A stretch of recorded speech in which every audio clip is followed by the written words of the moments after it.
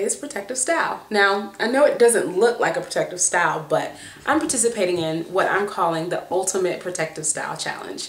Now, anybody that knows me knows I love protective styling. I fully believe in it. But one of the things that I've discovered is one of the great ways to do protective styling is to do wigs and weaves. The great thing about wigs and weaves is that, number one, it allows you to have a protective style and put your hair away.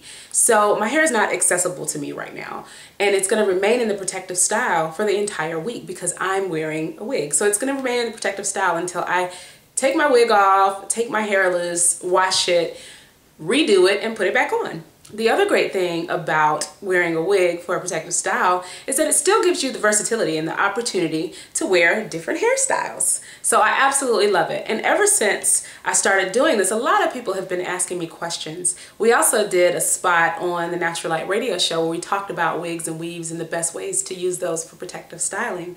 And I wanted to kind of talk about that here too for the Curl Station's audience. And one of the things we'll talk about is how to maintain your hair underneath the wig. Because just because you're rocking a wig does not excuse you from hair care. So we'll go over a couple of routines to make sure that your hair is well maintained underneath the wig.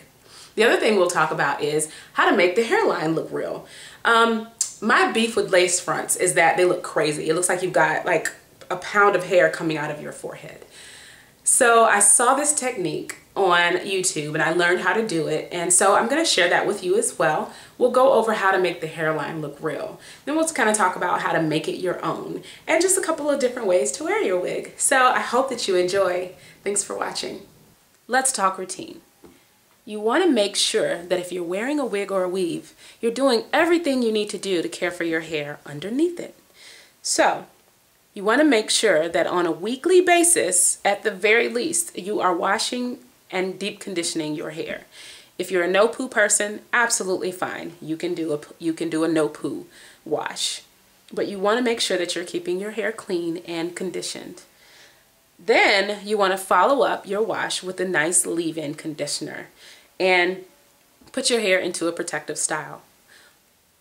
On a daily basis, or at least every other day, you want to make sure you're spraying your hair with water and putting a nice leave-in on it to seal in that moisture. Those are the things that are going to keep your hair well maintained while you're rocking your protective style. You also want to make sure you're creating a barrier between your hair and the wig. Wigs have netting underneath them that can rob your hair of moisture.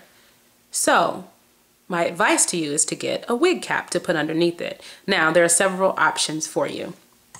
This is the cap that I was originally using. It's satin and it covers my whole head. Now, it was a great cap. However, it's summertime in Georgia and this cap provides absolutely no air to get into my scalp. The other thing is it's brown. So, in certain parts of the netting, you can see through the wig into my scalp. No one's scalp is this color, so I had to move to something else. Now, this is a net cap that is designed specifically to wear wigs with. However, I don't think that it provides enough coverage and enough protection from my hair. So this is not exactly what I want to use to protect my hair. You are free to use it. It has great netting, so it won't be as unbearable, especially if you're in the South in the summertime. What I chose to use was this satin netted cap. Now, this is a mesh cap as well, but the nets in it are a lot smaller. It's giving me a lot more protection from the wig to my hair. Now, one thing I was concerned about when I took this out of the bag was this thick elastic band around it, and I'm assuming it's to keep the net in place. All I did to get past that is just to fold it backwards. And I've got my protection. And the great thing is it's black, so it's not gonna look too crazy underneath my wig. Another thing I would suggest you be mindful of is that all wigs come with combs in them. Now, these combs are designed to help keep the wig in place. Now, it has been my experience that these combs snag at your hair and cause the wig to rub up against your hair. I would suggest instead using bobby pins to keep your wig in place.